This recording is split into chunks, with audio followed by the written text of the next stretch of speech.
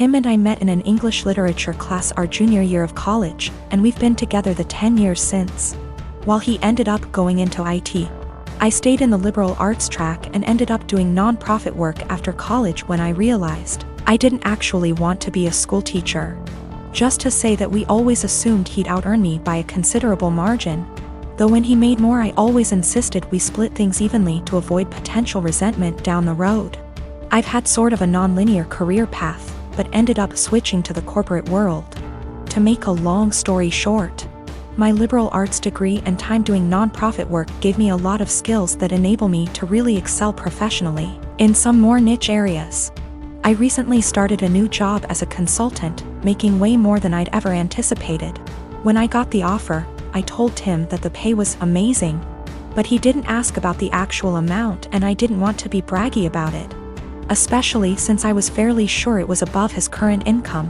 Well, we just put in an application for a new place, and in the process of having to submit our pay stubs, it's become obvious that I make roughly 30% more than he does now. I expected him to think that was cool, since he's a feminist and has always been super supportive of my career. But instead he started to make increasingly harsh jabs about how I cheated the system to get where I am. That no English Lit major makes more than a cybersecurity professional without cheating somehow.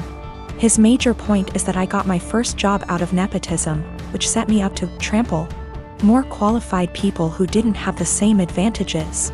It's true that I got my first post-college job after being referred by a sorority sister, but it was for non-profit work making $22K year, not exactly at somebody's daddy's firm.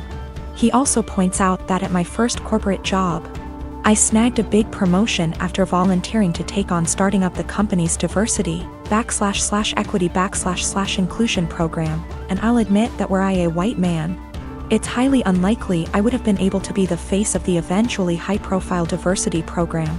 Tim also notes that I was awarded a small college scholarship for being a promising female writer, when no such scholarship existed for males. But all that said, I still don't feel like I cheated the system, and it makes me angry to listen to him joke about it. Especially since I grew up blue-collar and worked full-time while going to school full-time to afford my degree. I reached a breaking point yesterday when he made a crack about how the new / first woman on his team is an obvious diversity hire. I told him that his jokes about women cheating the system to get ahead aren't funny or guy talk ribbing, as he says. They make him sound like an insecure little boy. He told me I was being a naive Karen, and we haven't really talked since yesterday. My wife and I have been together for 5 years, married for 4. She had a bad marriage before me and had a child. I had no problem stepping up to the plate to help her raise her child. The father wants nothing to do with my wife or his kid.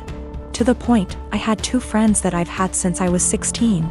They were both female, and I had dated one of them for 4 years, but we split up agreeing that we made better friends than an actual couple. This never happens in real life apparently.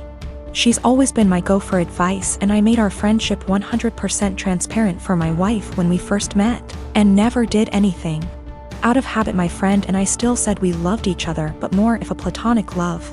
We both loved our current partners and never wanted anything between each other. However, after a few years this took a toll on my wife, and she asked me to stop telling her that I loved her. So I explained this to my friend, and she said she understood and would have no problem doing so. Another month or so I still have 100% transparency with my wife as to make her feel comfortable. I got deployed, and my friend had just had her baby and asked me if I wanted to FaceTime to see her. I said yes, naturally happy for her and her husband. After a nice chat and meeting her new son, I got a call from my wife a few days later asking if I had talked to her KN FaceTime. I told her that I had and why, also telling her what we had discussed. My wife then didn't talk to me the rest of my deployment. When I got home I explained that I was sorry it hurt her feelings and wanted to make things better.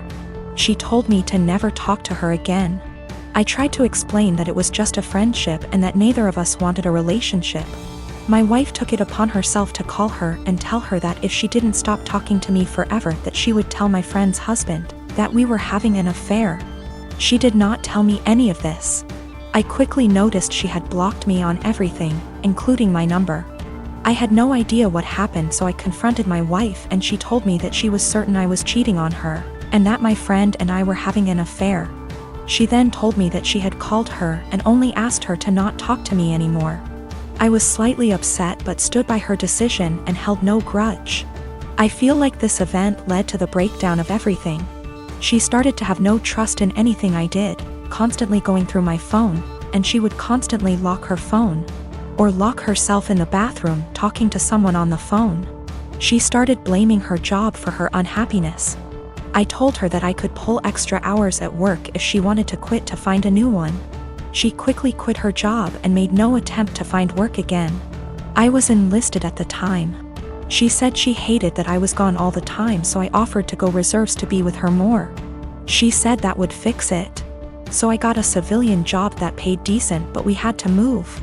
The job is stressful and I'm not very fond of being a civilian. She has now come to the conclusion that I need to get out of the military and quit my civilian job, and we to move again, and that's the only way she'll be happy. I feel like I've given up everything for her to be happy. I'm trying to show her the logic that there is no way for us to survive if neither of us works. I love my wife and don't want a divorce, but I feel like she will never be happy and I'm not sure how to fix it. She blames everything on me and says that I'd be happier with someone else, or says she's leaving again. I'm currently deployed again, and the last week I was home she wouldn't talk to me or spend time with me and our daughter. She would lock herself in the bedroom all day. Then at night she would call me names and say I don't care about her and I never spend time with her. I was born when my parents were both 19, and my only other brother, let's call him Josh, was born when they were 42. They divorced shortly after Josh was introduced to the world. He was 4 months old at the time. And they both wanted nothing to do with the child. At the time, I was 23 and I was living alone with my then girlfriend who was 21, now my wife. And I'd done my best to convince at least one of them to take care of young Josh for his sake and the family's sake. But they refused adamantly and said that I should be taking custody of him instead. So I became legal guardian of my brother, and he's been living with us for the past 12 years, and things have been going really smooth for us. Josh, now almost 13, has been calling me Dad and my wife Mum and our 2 children for 9 years. His siblings and he has absolutely no idea about his real parents, and to be honest, I let all of that slide. He has no idea that I'm really his blood brother and not his father, and I'm starting to feel guilty and a little weird. Some of my uncles and aunts come to visit occasionally, and they are really disgusted at the fact he calls me Dad, and they are surprised I haven't told him the truth. They constantly messaged me, talked to me in private, and I cannot chat to them without this one particular topic rising up, badgering me to let him know already, but I refused.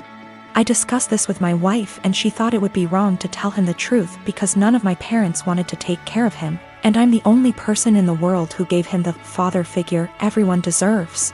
I feel that he has the right to know what he is to me and what I truly am to him. But he's suffered enough already, and I just want things to continue how it is. My son is almost 17. This Christmas we bought him an expensive computer gaming chair, as he plays a lot of online multiplayer shooters. My son has some anger issues, which he's currently in therapy for, and these shooters tend to bring out his temper more than normal. However, for the past few months he's been keeping it together well, so I figured the chair might be a fair present. I was wrong, because the day after Christmas he was gaming, started to have bad luck. He was losing his patience. This culminated in him screaming insults and then picking up his chair and slamming it into the ground, breaking the back of it. After talking him down, we had a very serious conversation about him no longer being allowed to play multiplayer games while under my roof until his therapist feels comfortable with his progress, talked about coping mechanisms, etc. However, I made it very clear this was unacceptable and he would be grounded. We've had these heart-to-hearts many times, so it's not like every time he has an outburst I'm making light of it. It's a serious issue and treated like such. However, when he came to me later that day and told me he'd like me to replace the chair because it was a gift, he really liked it and it would only be fair, the frustration, disbelief and disappointment in his behavior boiled over and I started laughing hysterically. As in a full laughing fit, barely able to breathe or talk. The more he'd plead his case, the harder I'd laugh, repeatedly asking him how it was fair in his mind to have me replace a gift I paid for that he broke in anger. This obviously pissed him off more, which led to him getting emotional, but I just couldn't seem to stop myself. I tried walking out of the room and asking him to drop it, but every time he'd say, "But I need a chair." Or, "What am I supposed to do now?" I'd laugh again. I tried explaining that I'm not laughing at his feelings. I'm laughing at how absurd it is for him as a teenager to expect me to replace he can't be bothered to treat with respect, and then whine about it when he broke it. He's still pissed about it, and feels slighted. I feel bad for laughing, and honestly wonder if I had some sort of mini stress break myself. Because it's never happened before and I couldn't seem to stop. But at the same time, I stand by the fact that his request was ridiculous enough to make most people want to laugh.